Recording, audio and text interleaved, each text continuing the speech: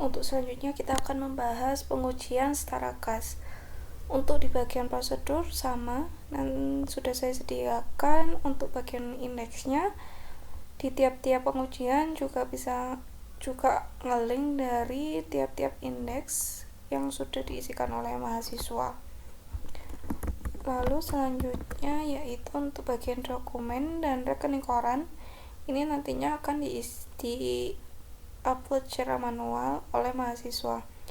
Lalu untuk bagian cek saldo ini nanti akan diisi oleh mahasiswa bagian nama bank, saldo rekening koran, dan saldo buku besar.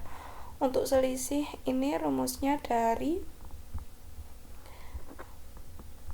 saldo buku besar dikurangi saldo rekening koran. Lalu selanjutnya yaitu rekonsiliasi bank. Untuk bagian rekonsiliasi bank, untuk nama bank ini nanti akan bisa langsung drop down nge-link dari bagian cek saldo. Lalu untuk saldo menurut bank ini nantinya akan langsung nge-link juga berdasarkan saldo rekening koran. Lalu untuk saldo menurut buku nanti akan nge-link dari saldo buku besar. Lalu untuk tambah baris di sini akan bisa untuk tambah baris ini nanti akan menambah row di bagian sini, yaitu bagian kolom ini dan ini. Begitu juga yang bagian sini. Lalu setelah itu disimpan. Ini sama seperti di EduAksa kita.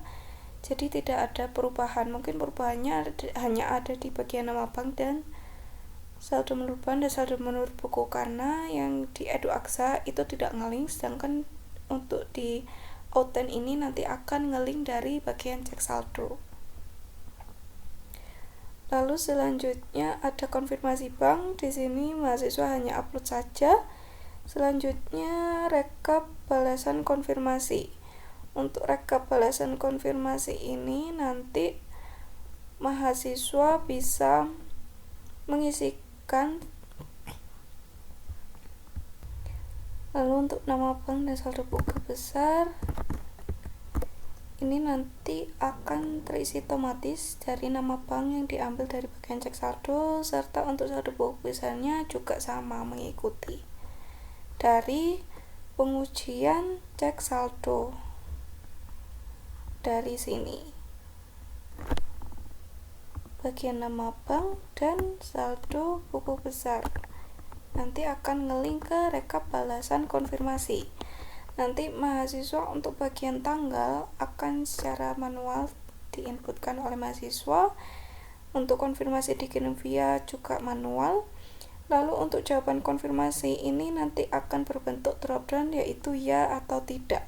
Ketika mahasiswa memilih tidak, maka untuk bagian jawaban konfirmasi dan saldo mulai jawaban konfirmasi, tanggal jawaban diterima hingga selisih, ini nantinya akan langsung tidak bisa diisi